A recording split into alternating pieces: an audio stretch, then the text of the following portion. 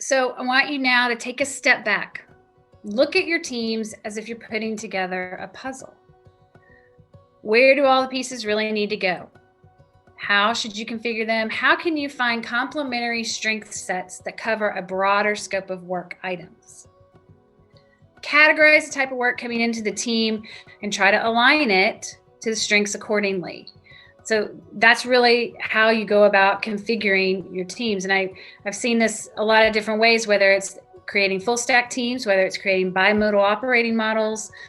There's a number of different ways that you can do this, but really trying to put your teams together in such a way that they fit best.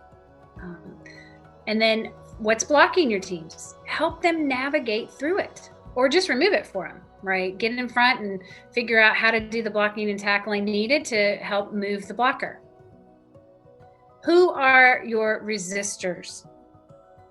Your resistors are those that are just fighting you every step of the way. They've dug their heels in. I like to categorize them as red, yellow, green. My greens are on board. They're willing to try anything. They're willing to follow. They take on change. They thrive in it, and they just move right through it. My yellows are loyal, right? I have a good relationship with them. But this is a little outside of their comfort zone, and they need something. They're missing something, one or two things that is, holding them up. So if I can get them that information, then they'll jump on board and become green. And then my reds they're not moving, right? They want nothing to do with this new plan. They're not happy, and they're active about it. They are vocal about it. So this is really where I say, talk to them more, pull in your greens. Peer influence can be peer pressure, peer influence can be a good tool here, but figure out what it is that they're missing.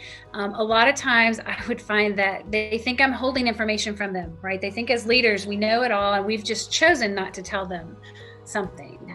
When the reality is we're all sort of navigating through this ourselves, and there's still some unknowns, but we need to keep moving forward. We need to keep pushing through. And so really just having kind of that level set conversation with them and trying to understand what is it that they need that will help them take the next step forward, and keep working with them on that.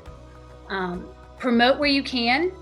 I really, really am a huge proponent of promoting from within, because it raises morale and it puts actions to your words.